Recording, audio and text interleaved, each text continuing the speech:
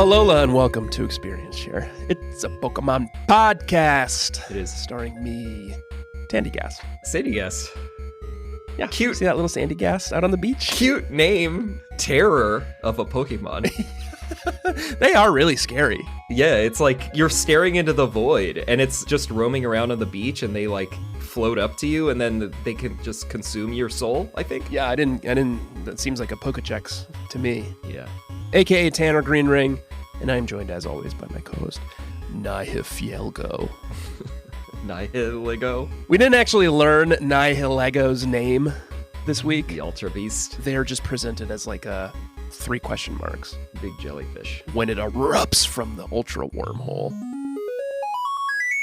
That's who you are, Joshua Fjellstead. Okay. We play the Pokemon games, and we're playing Ultra Moon and Ultra Sun right now. We didn't have a landmark in our sights this week. Gazed upon the horizon, and we tried to fix a destination, and we couldn't find one. So we just were sort of wandering aimlessly this week, Joshua. Seeing what came. Taking life as it came. No big kahunas. We were just living the island time lifestyle, you know? Parrothead felt right at home. Finishing up all our business in Akala, because now we've got a new island on the horizon. That's right. I've forgotten the name of it. Ula Ula. Ula Ula. Ula Ula. Whose capital is Melee City, I think. Yeah. We briefly see Melee, but we have to finish up here in Akala first, Joshua. Don't get ahead of yourself. Hey, you were the one who wanted to tell everyone where we were going next. Here's where we are now, standing triumphantly over the like battered corpse of Olivia's Pokemon in the mud. Yeah. And she's like through tears has handed over the Rockanium Z to us. Which I have no use for. Oh, I do. Well, I gave it to Lycanroc, and then, well, we'll talk about it. Okay. And then How comes, and How's like, how you doing, buddy? Do we call him How or Howie? I've been calling him How, but I like Howie. It's fun. One of our guests was calling him Howie, and I like Howie. Or maybe it was me. Howie. I always think of him as Howie, even though his name is spelled H-A-U. He is kind of a Howie. He's more of a Howie. He brings a gift with him, an invitation, like Willy Wonka. The golden ticket. We've been invited behind the gates of the Aether Foundation. That's right. So I think that's where we're headed next, right, Joshua? That's right. But first, let's do some housekeeping. I did. I am embarrassed by our collective notes sheet this week, Joshua, because we've got totem sticker tally. Yeah. Totem tally. You've updated the totem sticker tally count this week. I have. And I've been, do you know that Connecticut is called the state of steady habits? No. That's what we're called. I don't know why, but what kind I of embrace habits? Like burning witches? That was Massachusetts. You guys did that too. So did New York. And steady GDP growth for your... Doesn't Connecticut have the highest GDP of any of the states? No, you always say that, and it's not true. Connecticut's not a very big state. You can drive across the entire state in like 2 hours. So what? That's why it makes it a lot easier for it to have a concentrated wealth. And we're right between Boston and New York. Yeah, it's up there. But anyway, we're the state of steady habits, and one steady habit I have is fucking owning you in totem sticker tally. Yeah, that's right. And this week I'm embarrassed to see that you've somehow pulled ahead of me. You were like drafting off of my like wake, and now you've rocketed ahead of me. I was very surprised to see that. I did go back and I did all of those like the water features in Melee, and then like I roamed around to catch a couple of more Pokemon in old areas like around the lush jungle, and I think that's what happened because I'm at 41 now. You got that sandy gas to move out of the way? There's the one on the beach where you have to get the sandy gas to sort of follow you out of the way so you can collect it. Yeah, I got that one too. They're getting tricky with these things.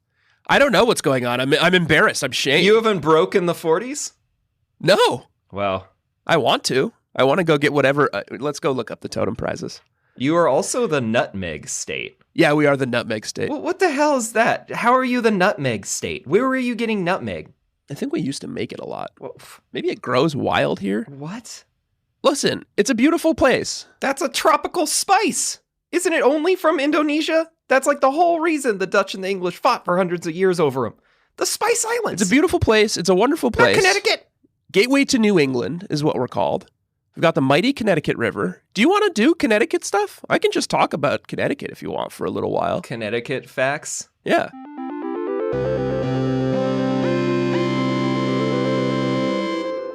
You can be called a nutmegger. Yeah, please do. I'll call you nutmegger. The land of steady habits. It says it right on the Wikipedia page. You see it? Yeah, I see that. Well, I've let down Connecticut, and I'm not the nutmegger I want to be this week because I've only got 39 totem stickers. But let's go look at the prizes, huh?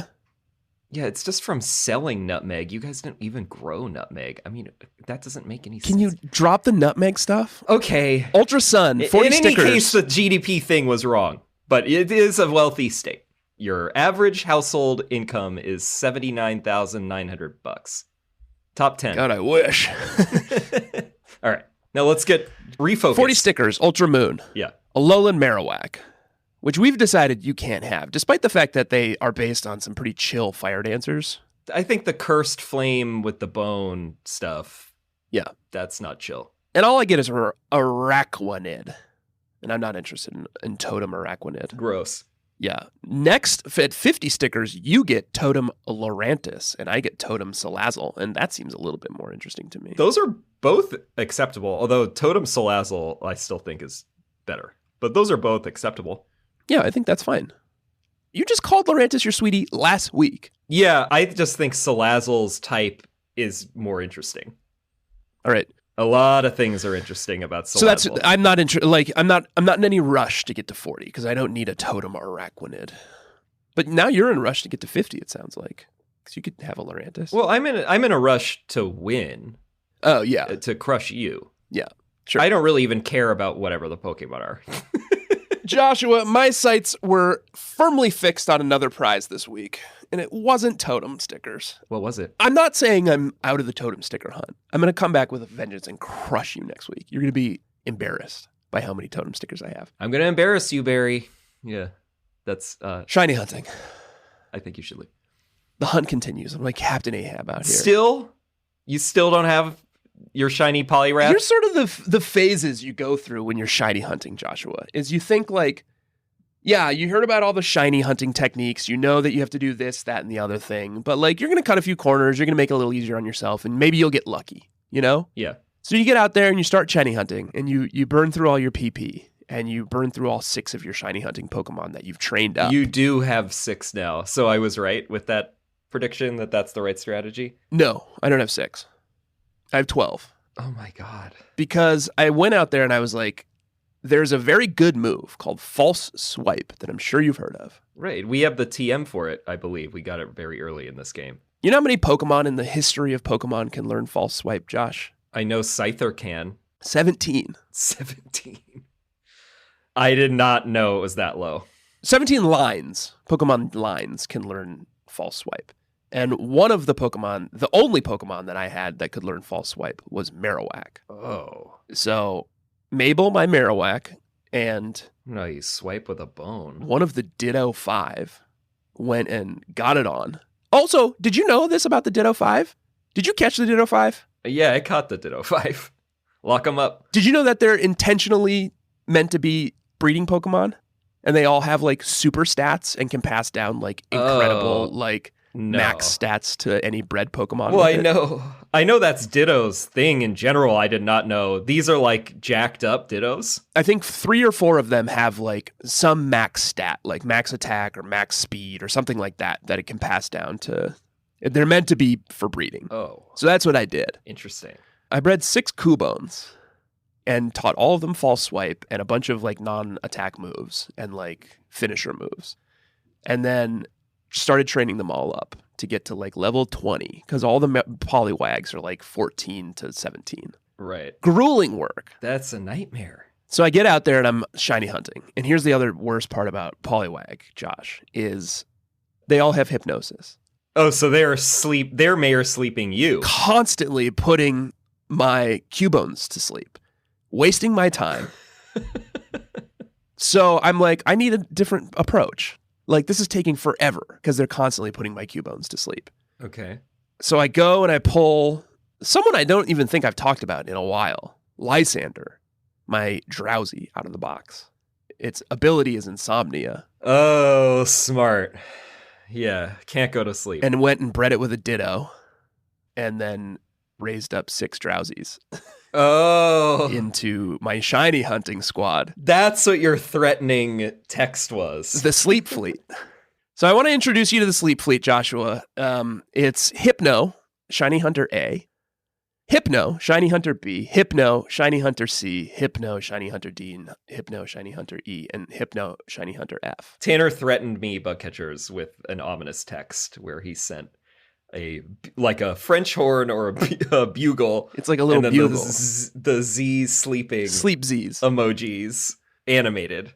And he was like, here they come. come. With the loud command. Yeah, so you thought these guys were coming for you. I did think that. I don't know why I didn't put this together sooner, that it's your shiny hunting squad. So they're out there. The squad. I'm raising them up. I've got a couple that are in the 20s, and they do a lot of my shiny hunting, and then the others are all just sort of like raising up levels with experience share. And they all know False Swipe, and they all know 3 non-offensive moves that have tons of PP. Or no, sorry, they all know, they don't learn False Swipe. They know Pound, which is their 40 attack move. Right. Like it's got 40 PP and it does Baseline 40 attack. damage. Yeah. Yeah.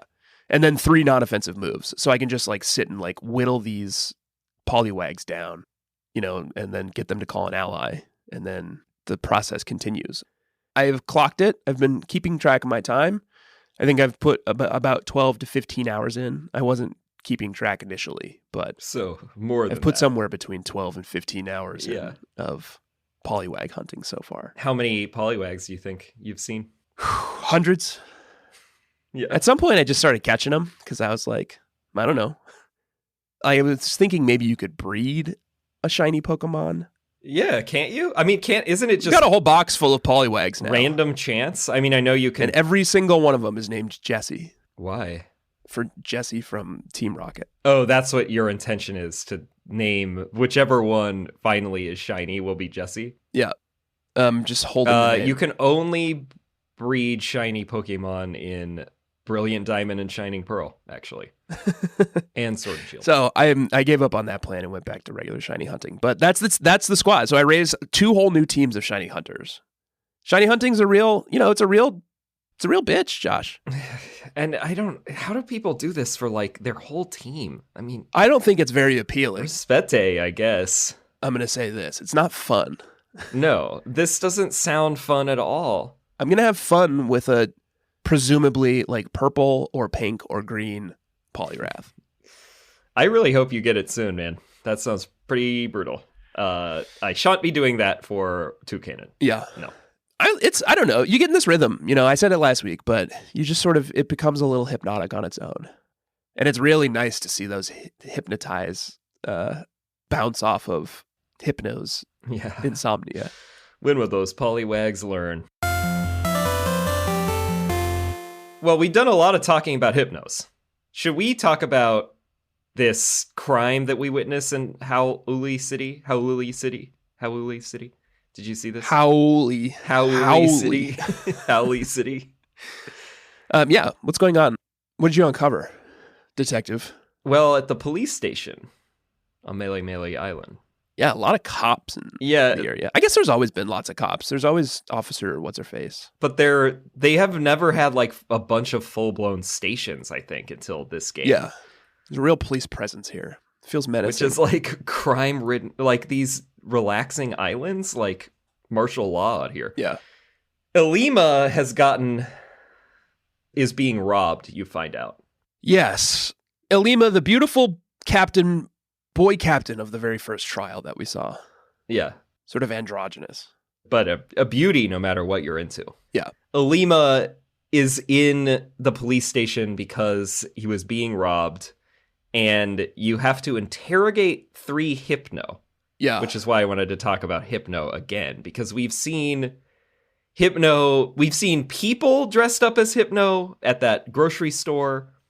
You've got a whole Hypno thing going on. There was also another Hypno that was like wandering around outside of the grocery store that was unclear whether or not it was a person or not. Yeah. Now we have these Hypno who are robbing Elima. I always thought also like the Pokemon in previous games, when they are evil at the hands of evil people, right? Yeah. Pokemon are like robots, like they're just sort of like something you can program and command and live by the same bylaws of robots, like do no harm to humans, like by inaction, never let any harm come to humans, all that kind of stuff. Right. But the Alola region seems to be full of menacing Pokemon. Like the whole Ditto 5 were bad guys. Like they were like impersonating people and like, I don't know what their end goal was. Identity theft? Yeah, it's very unclear. What are they trying to do? Are they just having fun? Or is it nefarious? Feels nefarious, certainly. If they're turning into cops, it feels nefarious. Joshua, last week I brought one of my Pokemon was battered and bruised from a battle, and I brought it to the massage clinic in Coney City. And it wasn't a massage artist. It was some disgusting pervert Ditto who wanted to touch my Incineroar. Gross. Oh, who doesn't? And now we've got these Hypnos who are up to no good on their own. Like, this is something that the Hypnos decided. Yeah, they like beat up a Machamp, a fellow Pokemon. They did it on their own in order to try to steal a nugget from a Lima. Well, we know they're bad. And they're independent Hypno. So that feels very evil. They're not being programmed. Very bad. We've seen Team Skull with Hypno. I'm going to do Is It a Bad Guy Hypno? Yeah, let's do it. We know we're allowed to use Hypno because we've seen Team Skull with Drowsy before. Yeah, you are. But we've never actually like analyzed it. And now we've got this interesting wrinkle of like Hypno is, with the exception of Ditto, I guess. Hypno is maybe potentially the first Pokemon we've seen that's committing crimes on humans independently. Unprovoked, yeah. Autonomously. So that definitely points to bad guy. I agree. But before we knew that, we should definitely go check out we should do Pokechecks, right? Oh, Pokechecks yourself. Yep. Let's go check out the Pokedex entries for Hypno. Because if I remember correctly, they're like demented. I think it must be. I would be very surprised if they are not.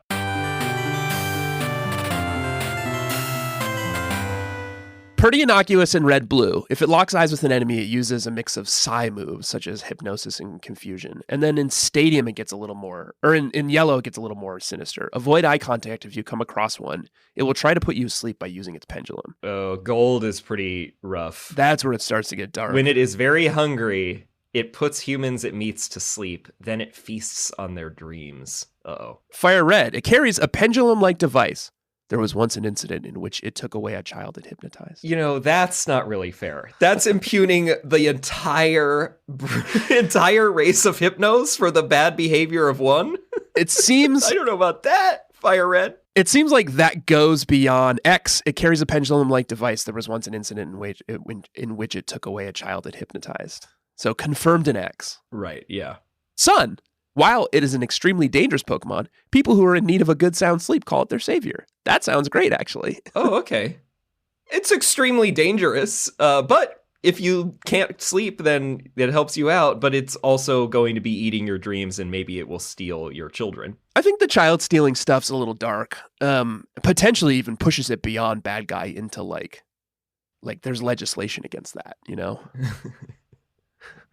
Wait. Moon, as a matter of course, it makes anyone it meets fall asleep and has a taste of their dreams. Ooh. Anyone having a good dream, it carries off.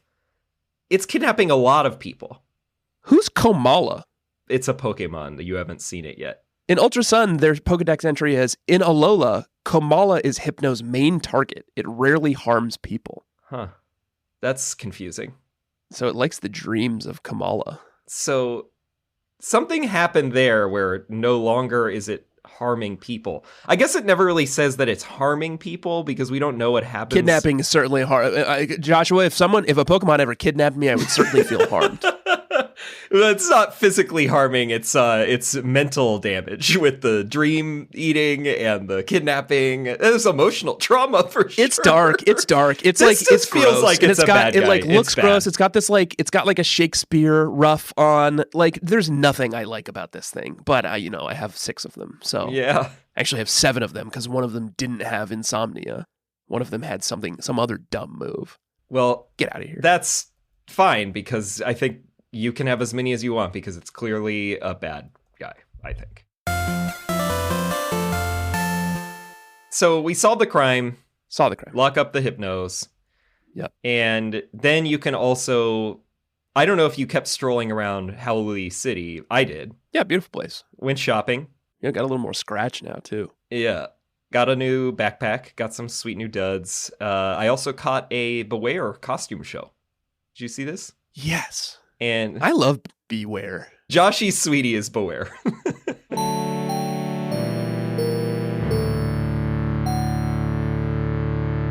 Good. Yeah, I've sort of been on the fence because it's sort of it's straddling the line of being too obvious. It's like a little generic. I chafe when it is playing to a crowd as like, look at this thing. Obviously, it's very cute. It also just feels like classic Pokemon to me, though. You know, like in a way that like some of these new Pokemon, like Lycanroc, Midnight Form Lycanroc, just feels like a Sonic the Hedgehog character. You know, like this feels like a Pokemon. Like you see this thing in Gen 1. This is a classic Mon. And you're like, oh, this fits in Gen 1. Oh, I agree. I think that's actually a really good way of putting it. It's not pushing it to the limit, but it's like interesting enough aesthetically, and also its type, normal fighting, is not what you would expect. Yeah, and I expect it has a ton of hit points, right? Good HP and attack. It's actually like a pretty good mod. It's just a little tank. Yeah. And then my next question is it a chill guy?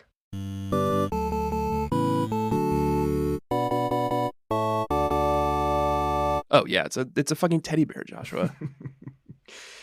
Yeah, I guess Teddy Bear chill? Teddy Bear's sort of cute. But it is the strong arm Pokemon, which doesn't sound that chill. No, it doesn't. I don't know. And see, Ultra Moon says it boasts tremendous physical strength. Many people call it the most dangerous Pokemon in the Alola region. Wow. Whoa. That's actually pretty interesting. But it says in Moon, this Pokemon has the habit of hugging its companions, and many trainers have left this world after their spines were squashed by its hug. Oh. Does that actually say that? Yeah. Ultra Sun says it kills people? It waves its hands wildly in intimidation and warning. Life is over for anyone who doesn't run away as fast as possible. People, Joshua? People! Well, Hypno and Bewear! Because now we've got our second confirmed Pokemon who's autonomously deciding to kill people. And it's Bewear. No wonder it's martial law out here. They gotta just shoot down all these Hypnos and Bewears. Wow, it's killing people. No, it's definitely not chill, Joshua. Okay, I guess not. I was going to run us through a whole scenario where we went up to the bar at Margaritaville. Yeah. Or maybe we're like sitting around. Have you ever been to a Margaritaville? The 5 o'clock somewhere bar? Of course I have. I've been to multiple of them. Have you been to one of the ones that has the big like hurricane simulator in the front? The like big swirly funnel? No, where is that? Let me book my tickets. Oh, the one I went to was in Sydney. As we all know, you've been to Australia. The one in Sydney has a big like water funnel. Yeah. And I'm thinking we're sitting around that, like admiring it, you know? And who else is around admiring it? You see like Alolan Raichu, right? That makes sense. For sure. You see Toucanon, right? Like he's perched up there. Do you see a 6'11" bear that crushes people's spines? Probably like have you seen what's it called? The Revenant? Yeah. It's probably like that. Like it's like breathing heavily, like saliva's like oozing out of its mouth. It's like sitting here staring at this like funnel of water. No, it doesn't make any sense, Joshua. Get out of here. No, it's out. It's out. And apparently it's killing people for sport. Yeah. Its territory is off limits, apparently. Yeah. One of the other entries. So, okay. No Bewear for Parrothead.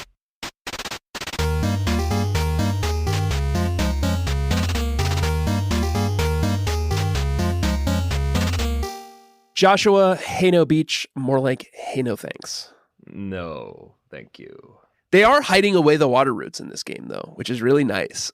Like, this is the second time that the water root has been optional. Right, yeah. Which I like. And I did go and do it, even though I just did say, hey, no thanks to it. That was more of a play on words than anything. Yeah, I think you had to shoot your shot. Did you wander around Hano Beach at all? Yeah, I mean, I got the stickers from under that Sandygast. Parrothead is up for whatever, so I also did this pretty heinous side quest where you have to... Oh, the Pyukumuku? Yeah.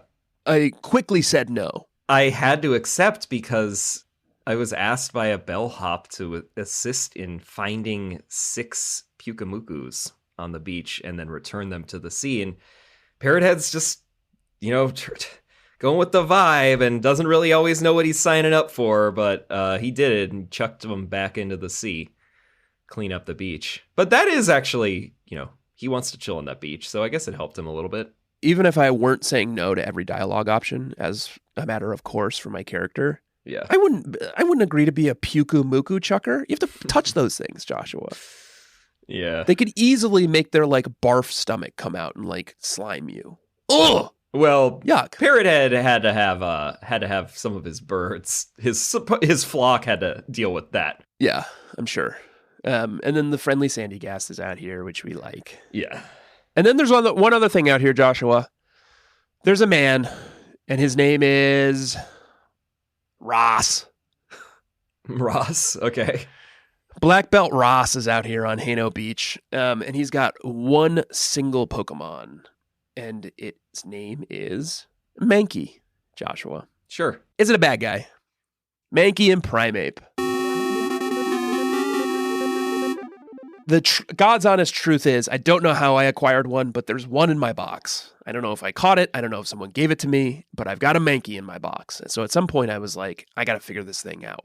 Primeape definitely's got a fierceness to him. I just got spoiled on a Scarlet Violet evolution. Is it a cool Primeape? Annihilate? That sounds Yeah, it's got a new one that's definitely incredible. Fucked up. Yeah, Annihilate. That's really good. Already sounds incredible. That's a bad guy. Annihilate for sure. But I didn't realize Primeape was called a pig monkey Pokemon. Yeah, it's a pig monkey. I'll look at it. Straightforward. He's got mean eyes. He's sort of a punchy guy. It's always furious.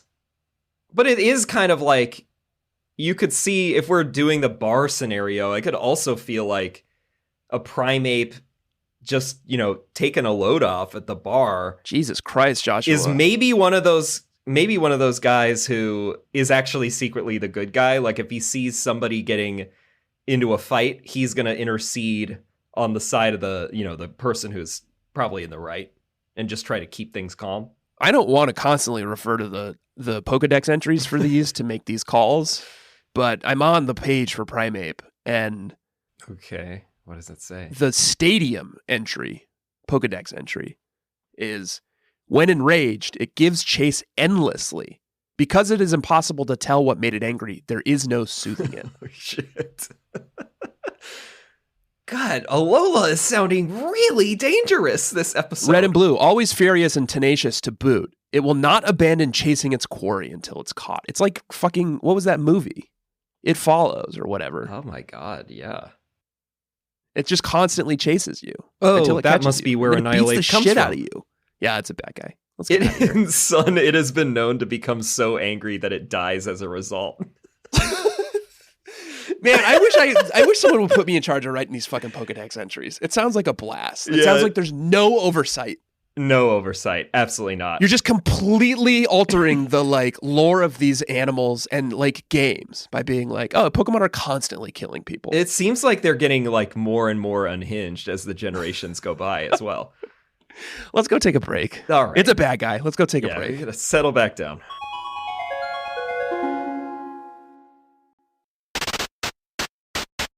Welcome back, Joshua. Welcome back, bug catchers. Welcome back to the Hano Grand Resort. You saunter up here and you run into a beautiful wedding. Oh, yeah. It was really lovely. And honestly, once again, new territory has been charted. Yeah. Unexpected territory to comment on, Pokemon Company. I'm not sure I knew that Pokemon were A, allowed to get married. I did not. Be interested in being married. I was hoping, I do want to hopefully one day marry off Incineroar to That's right. Lopunny. Who knew that you were going to be so on point in Lola? It's no laws. But yeah, what a progressive place. They've legalized Pokemon marriage because there's 2 Pikachus getting married here. Yeah, beautiful bride and groom. Yeah. Because the Pikachus have the tail will indicate whether or not it is male or female. Could have been a little bit more progressive. They wanted to, let 2 male Pikachu get married, but... Wow. I don't know if Alola's ready for that. Too far? Yeah. Did you pick up your Picanium Z while you were here? I did. I will talk about it later when we get there, but I was sort of blue-balled by a Z stone this week. And I'm curious how Picanium Z works, whether it affects one move or whether it's just for Pikachus. I am also blue-balled here. You didn't put it on your Pikachu or use it? I can't. The Pikachu needs to know Volt Tackle specifically. So that's exactly what happened to me. I'll just say it. At one point, Hao approaches you and he's like, I found this. And he gives you Lycanium Z. So I pulled Lycanroc back out of my box and was like, all right, let's put this thing on him. Yeah. So I start training him up to get him up to levels with everyone else. And then I give him the Lycanium Z and he won't take it because he needs to know Stone Edge. It only affects the move Stone Edge when Lycanroc knows it. So I'm like, okay, well, I'll just keep training him. I'll get him Stone Edge. So I train him up to to be at the same level as all my other Pokemon, and he still hasn't learned Stone Edge. Oh, man. So I go to Bulbapedia and look up when Lycanroc learns Stone Edge, and it's level 60, Joshua. Jesus. When does Pikachu learn 10,000 or learn Thunderbolt? I'm betting it's level 60. It's even worse. It looks like Volt Tackle can only be learned by a Pikachu that's holding a Light Ball, and Light Ball is a 5% chance of a Pikachu holding it and their Pikachu who are located on Pony Island, specifically. Have we been there yet? Oh, no. It's probably like endgame. I think it's endgame. So we've both been tricked by Z-Rocks this week. Oh, wait. Tutoring. Someone can tutor it. I don't think you have to worry about it because I'm looking at the Z-Rock page right now, and there's one called Hano got a result. Aloraichium. There's a move tutor here who teaches Volt Tackle. Did you hear what I said? What? No. I'm looking at the Z-Rocks page, and 2 below Picanium Z is one called Aloraichium Z. So I think maybe you'll be better off just holding out for that one. Oh, God. Well, how do I get that? I'll look into it later. These Z moves, too complex with all of this. Yeah. It's gross. Yeah. You know what else I felt a little gross about? What? What I was forced to do here. After the wedding, I ran into an interview that was trying to take place between a reporter and the Chooster. Did you meet the Chooster? Yeah. The Chooster. So the Chooster is a very famous Pikachu who must be out here for the wedding. And talent unknown. Looked very chill, though, I would say. I think just sort of celeb status, like a Kardashian. It's got heat on him, It's the Kardashian... Rob Kardashian? No. Yeah, it's like Rob Kardashian. of the Pokemon world. And Chooster's handler is trying to get this reporter to go away and stop trying to ask some hard-hitting questions to Chooster. Yeah. And I have to say yes to everything. So I fought the reporter, and then the reporter was chased away. And now I'm concerned that Parrothead is making himself seem like he's anti-free speech. Oh. Which is definitely not his vibe. Well, can I ask you a question? He's pro-free speech. Was it hate speech? The reporter? Was he doing hate speech? No, not that I know of. Oh, okay. Because hate speech isn't free speech, Joshua. That's right. Could you maybe construe it as hate speech in any way? I mean, to Chooster and the handler, it seemed like it was hate speech because I think you're covered. It's not anti-free speech. It's hate speech. Yeah. Yeah. Okay. All right. So we're still chill. One other gross pervert out here is Mr. Feet Lover. Yeah. Every game's got one, and this game's got one too. And he wants to check out your Pokemon's feet and give you a ribbon. You showed him the Lopunny, I presume? Showed him my muck. Lopunny gets him too riled up. I was just thinking about muck. Where are the feet? Yeah, he doesn't. I don't think he has feet. I don't know what he has. Like a pod. I think he just slimes around. Yeah. The Mr. Footprint guy will give you the footprint ribbon if you have a Pokemon that has gone up 30 levels since you initially caught it, which is honestly at the point we're at right now. I don't know what your levels are at. Very few Pokemon of mine. Yeah, only. In fact, only one. Yeah, I think and only it was one. one who I was really pushing to evolve this week, which was Alolan Grimer. So I got a footprint ribbon for Alolan Muck, which it's now wearing, which is also confusing. Oh, and by the way. Yeah, yes, how's it attached? I got it up to Alolan Muck. Well, congrats on that. Well, one thing about Alolan Muck that you don't really notice until you really get a look at its sprite is there's sort of like little teeth and bones sticking out all over him. So I think you could probably put a ribbon on one of those. Oh, you're right. Yeah, he's pretty gross. Put it on one of the teeth or bones. And also his like rainbow pattern sort of like swoops up him. It's not static. It kind of looks like an oil slick. Yeah. It's cool. It's an improvement, I guess. The bar is pretty low. Joshua, I want to talk about Aether Paradise, which is actually everything you've just heard was just side quests leading up to the one thing we had to do this week because we the one real set piece. Misjudged the path ahead of us. Yeah, this leg was not long at all. So this leg was us walking to Aether Paradise and then watching a cutscene. Well, you get a private boat that takes you over. That's what our golden nugget, our golden ticket, took us to. The Aether Foundation. You're invited out. You talk to this one like Aether Foundation person. I didn't learn any of their names because they all have like weird names. They all look like bugs for some reason. Wick, I think, is like the PR person or something.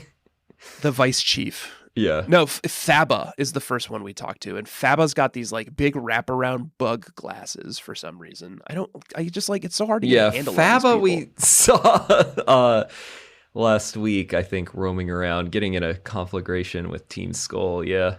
Memorial And Hill. then they introduce you to Wick, who's just this like Awooga like pinup model Bazanga. And she's got like, she's got this let sweater Tanner on. just roll his tongue off the floor quickly.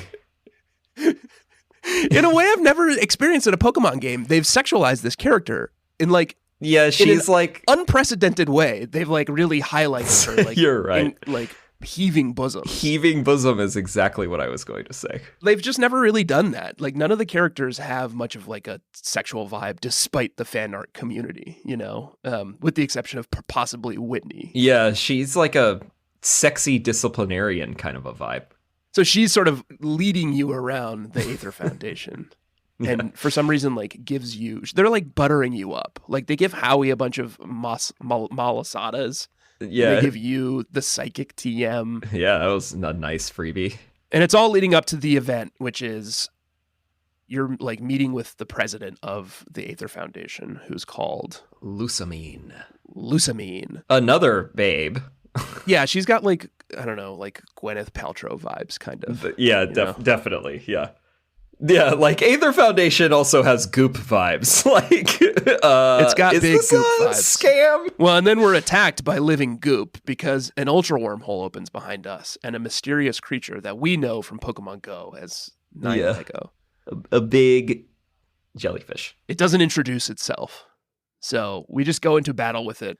We're not allowed to use Pokeballs. That's one of the rules of the Aether Foundation, is it's a conservatory. Yeah, and they claim that there are Pokemon in here, and you can interact with some of them, like a Starmie and a Dewpider, that are, like, rescued from nefarious groups like Team Skull. That's their thing. We get a little more intel on them, and they don't seem like bad guys at all. They're, like, saving Pokemon, and they're preserving, like, you know, forms and variants and things like that for future generations to enjoy. So they have like a preserve out here in the middle of the water. And they seem like good guys. Yeah. And then this ultra wormhole opens up and you're not allowed to use Pokeballs. So there's no chance of catching this Nihilego. And eventually it just wanders off. Yeah, I would say it's like, of what I've seen, maybe the most acceptable looking Ultra Beast. If this is acceptable looking, Joshua, I can't wait to just be like annihilated by the rip wave of disgusting Ultra Beasts coming our way. I got a fun facty about Nihilego that I wanted to say also. Okay.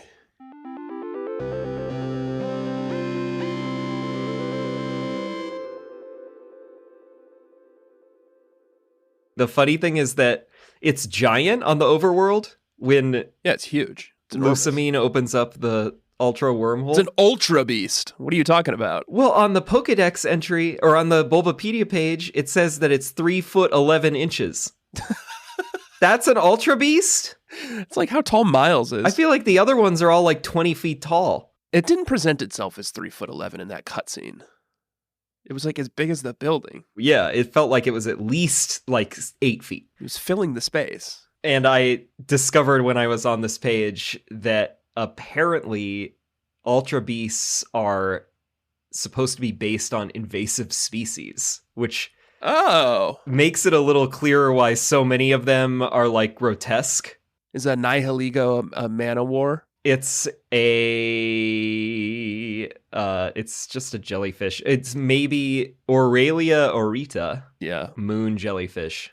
It's the Philorrhiza punctata, which is an invasive species in the waters surrounding Hawaii.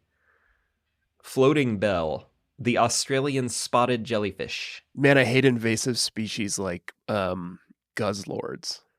Yeah, that's what you really don't want invading. So interesting. It certainly like creates this sort of like, I don't know, it creates this mood of isolationism in the Alola region. Yeah. We're on this special island all by ourselves. These like gross, disgusting like guzzlords are not allowed here. The Aether Foundation is all about like preserving the legacy of these variants and form type Pokemon. It's starting to feel a little bit icky. It's pretty confusing. Aether Foundation sounds kind of good, kind of bad, unclear. And we also have no handle on whether or not they're responsible for any of the tech yet. That's what I want to know. They have yet to get into that. Is it Devoncorp Imports, hopefully? Or is Aether Foundation also making these great ride pagers and all this technology that we know and love? Yeah. The Roto Dex, although that's sort of twisted as well. You beat Nihilego and it floats away. Literally just like goes back into the wormhole and like is gone. Yeah. And then you're confronted by the Ultra Recon Squad again, Joshua. And now they have revealed that they are in cahoots with the Aether Foundation. That's right. And they've taken off their robot visors to reveal that they're not robots, but in fact, just like blue people. Like, what the hell? And they're just another organization? And something else I've discovered, Joshua, that is just absolutely rocking my world is that you and I have different Ultra Recon squads. And it's something I've just discovered, and you have two entirely different characters from me. I only put that together when you were describing them in an episode 2 ago. Like, they are still coded as gendered, but it's, like, different in mine. You have Dulce and Zossie. That's right. Dulce is familiar from Pokemon Go. Dulce is the robot boy who visits you in Pokemon Go, I think. Yeah, I think so. And Zossie is sort of like this, like, I don't know, kind of like teen girl robot. Although they're not robots. They're just aliens. They're not robots. They're just like people. aliens. They're not even described as aliens. They don't even discuss what they are. They're just like, hey, we're here too. We've taken off our visors. I have two older people, by the way. Oh, interesting. My Ultra Recon squad is like your Ultra Recon squad's parents. Huh. I have Solaria and Fico, and Fico's got a big handlebar mustache. Oh, yours look cooler. And they've taken off their visors, and they're just blue people. Although, so I guess it's okay that they are gendered after all this. Yeah, and they're just blue people, and they won't explain why they're blue people. It's like Blue Man Group. Are they? They're from Ultra Wormholes, probably. I don't know. I presume. I don't know. They must have popped through. They don't get into it. Yeah, we don't know yet. No, that's just speculation. But they're not robots. I still don't love them. But we learn about Necroza. Oh God, it's just like it's like a cutscene episode. It's like a cutscene leg. We get a lot of exposition, and we learn about Necroza. We don't know anything about Necroza yet. Necroza. I'm assuming it's the big bat on the cover of my game, or some third. I think it's like the third one. Yeah, hidden evil Pokemon, mythical Pokemon, and then this is where they butter you up. Yeah, and she's like, take one more look at my bosoms. Here's some Malasadas and TM29, and be on your way, gentlemen. Yes. And you're out of there. That's it. And we've now been exposed to the harsh realities of these invasive Ultra Beasts. And I can't wait to catch some of them. Yeah, I think you can run any Ultra Beast, probably. A few of them have been spoiled by Pokemon Go. Yeah, you know about Guzzlord and Buzzswole. But I know there's a lot more out there for me to discover, and I'm excited to see what they all look like. I bet they're all just disgusting. There was nothing for us to battle, nothing for us to face off against Joshua this week, so we've decided to face off against one another again. It's been a few episodes, so our teams have changed, if not dramatically, at least a little bit. I think yours is a more dramatic shift than mine. Yeah, well, I'll tell you about it in level check, but I thought I was going to have a much different team this week, and I've sort of reverted to the norm, which is why my levels are also not crazy. Let's get into it then. Level check. Level check.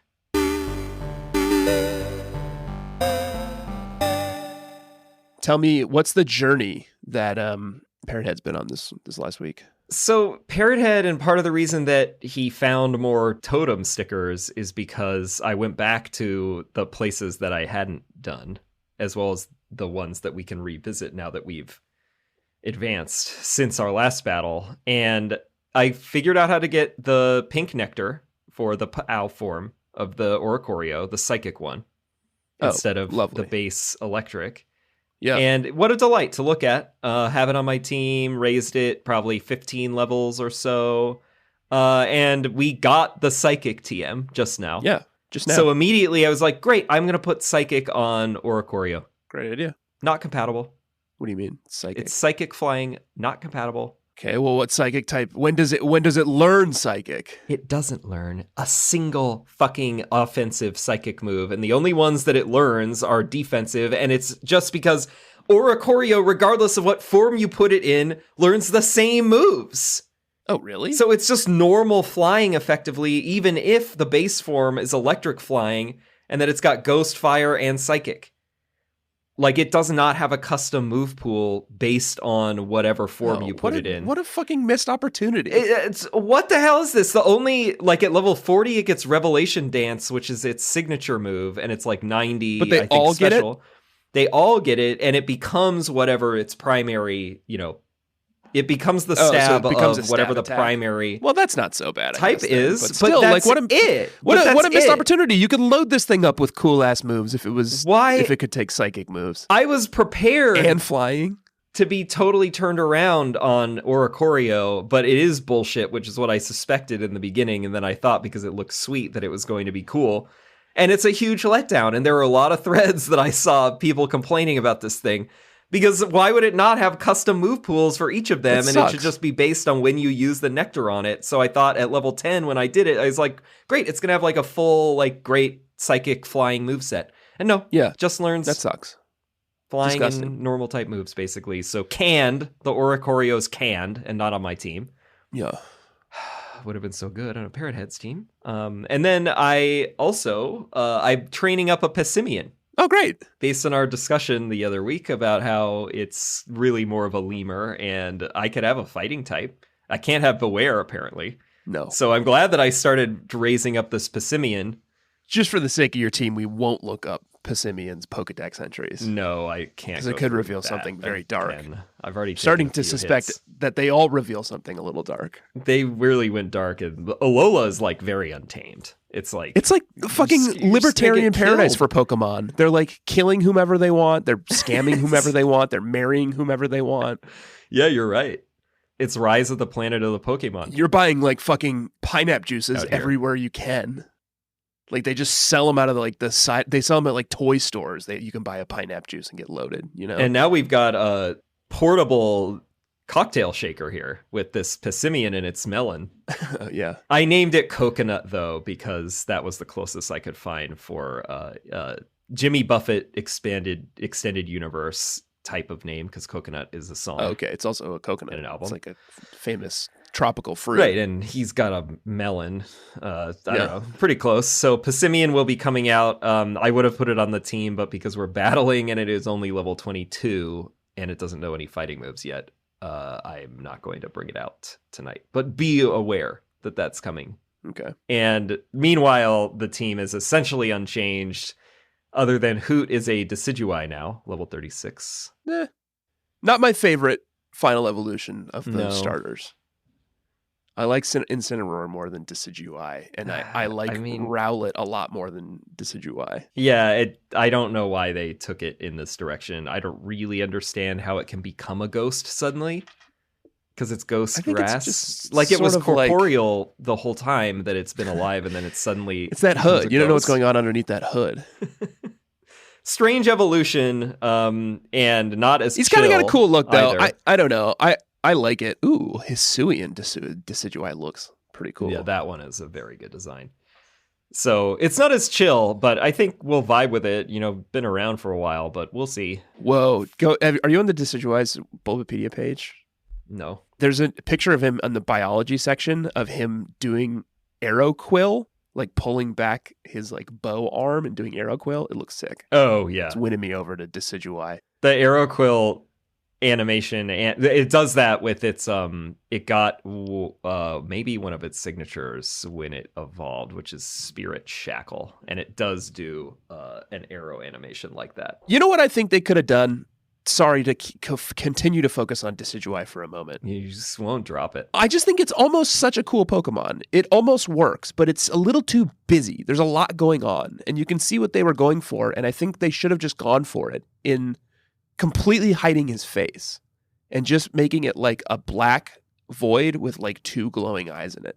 And then he would have been like a spooky ghost. Yeah. It would have been a lot more simple. There would have been like less mess in his face because like he's got a green bill and red eyes and there's just so much going on in there. If you would have just made him like a spooky Grim Reaper, sick. That's a good idea. Fixed it. Yeah, it's fixed. Maybe the next regional variant will fix it. Yeah. Yeah. All right. Sorry to interrupt. Go ahead. Okay. Then we have Tango, the 2 cannons, level 33.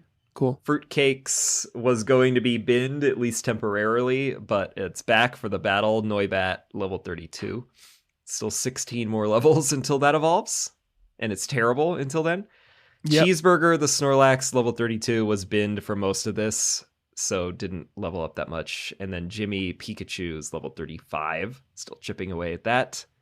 Joe Merchant, the Fletchinder, is level 33. I was hoping to get it to evolve, but I'm still a couple of levels off for Talonflame. Talonflame. So that's Parrothead. Cool. I'm going to beat you, I hope. Birds of a feather. You probably will beat me this week. Skull Grunt. Giovanni is Incineroar, level 34. Loving it. Commander Mars, Lopunny, level 33. The speed on this thing, Joshua. I don't think I can describe to you how fast this thing is. Mabel, Alolan Marowak, level 35. Admin Courtney, Alolan Muck, welcome to the team, level 38. Power level this thing this native week. Just was pushing for 38 so we could get it to Muck. Are you liking it? Aside from the oil slick and the teeth and the bones that are sticking out of it? It's a poison type Pokemon, Josh. It knows 3 poison type moves and 1 dark type move. Isn't it useful as a poison type Pokemon could poison get. Dark now? Yeah, it's a little better. And then we talked about this already, but Howie gave me this fucking Lycanium Z, so I got Mirror B Lycanroc back out and started training him up. Level 36. Kept waiting for that Stone Edge to hit, only to discover I should Google this stuff before I set off on hours-long journeys. Yeah, probably. And then I just have a space to fill until my shiny Poliwag joins the team. So I've been training up Vullaby. Oh, it's back. On the same journey as you with Noibat, just like ages until this thing evolves. So I was thinking like, well, we may as well just put some levels on it, you know? Right. See if we can get it up there. Vullaby, baby. And then I was Googling Mandibuzz, Josh. Okay. To see when Vullaby evolves into Mandibuzz. Right. And I was on Mandibuzz's Bulbapedia page and happened to just sort of glance at what Mandibuzz is called in Japan. And Joshua, what Mandibuzz is called in Japan is Might You Make Me Barf Pokemon of the Week. Oh, God. Because in Japan, they call Mandibuzz Volgina. Oh, God. Volgina? They just call it Volgina. They're like, that sexy vulture with the skirt on and the eyeshadow is called Volgina. And I just absolutely like. So it's horrified. Somehow even worse in Japan. And now I'm gonna abort. I'm gonna get this thing off my team before it can get anywhere near evolving into. You've been threatening that every week, and it just keeps coming back. I keep waiting for something else to take its spot. It's not a bad Pokemon, is the thing. Volgina is. Yeah, Vol'jin is a terrible Pokemon, and I'm not going to run it. So hopefully by this time next week, I'll have Shiny Poliwag on my team, and we can just be done with all of this business. Yeah, I would love that for you, and I would love to stop talking about Volibeye and Mandibuzz and Vol'jina as well. Me too. All right, let's go battle. Match 2. Bug catchers, we'll be back in just a minute to reveal the outcome of the battle. I hope I win. I will be embarrassed if I don't win. How about that? Yeah, you got some hefty levels on most of my Mon this time. Ouch. Ouch, Joshua. Despite a couple of pretty big missteps on my part. Like Lopunny versus Decidueye. I creamed you. Yeah. Mostly Alolan Muck. Alolan Muck run Alolan Muck. Yeah, that's right. It ran Alolan all over Muck your team. Across over my team. Yeah. Because Lycanroc died pretty quickly, but it got out a Stealth Rock, and I was operating under the assumption that Stealth Rock wouldn't affect flying-type Pokemon, so I thought, great, I don't really care about that. It won't impact 3 of my Mon. Yeah. And then I brought out Fletchinder, and then it basically took 50% damage immediately because it's double super effective. Yeah. And apparently Stealth Rocks float. Yeah, they just float. That's never explained. So that was nice for me. Yeah, then it was a nightmare. And then pretty much Alolan Muck just, even though Alolan Muck could not poison your big Snorlax, he did just kind of eat him up. Yeah, and I couldn't go to rest before it died, and everyone died against Alolan Muck other than Toucannon. Finally Fury attacked it and it died. But then you brought out something that was Alolan Marowak, and then all I had was Beak Blast, that is a 2-turn charge up that is the only one that could impact it, and marginally. Yeah, but I smacked you down and I hit you with the Thrash. So I guess you here we are. Got your revenge. The bad guys win again. Well, that was only your first time winning. It's 1-1 for this season. Well, I just mean bad guys in general. I'm adding another win to the great pile of wins that the bad guys have had over the years. I guess so. Joshua, I have to go. It's the middle of the dang workday here. Yeah, we really got to go. Thank you for joining me. Bug catchers, thank you for joining us. Please do rate and review the show on Apple Podcasts, and do follow the show everywhere that you follow podcasts. And do follow us at EXPSharePod on Twitter and Instagram. And check out the subreddit. I'm back with saying check out the subreddit, reddit.com/r/bugcatchers. You're doing a great job of it too, man. Hang out with the community. You'll get the hang of it again. You're still a little rusty. Yeah. Compete for Trainer of the Week. We will have our battle with the Trainer of the Season for Oras soon. Yep. Before the holidays, hopefully. Maybe. And you can also buy our merch at expsharemerch.com. Yep. And next week we have a special treat for you bug catchers as well as us, because Fanula Jones, longtime friend of the pod and previous guest, is joining us once again for some Charjabug wrangling and Captain Sophocles trial. That's it for me, Joshua. Goodbye and Alola. Alola, and smell you later.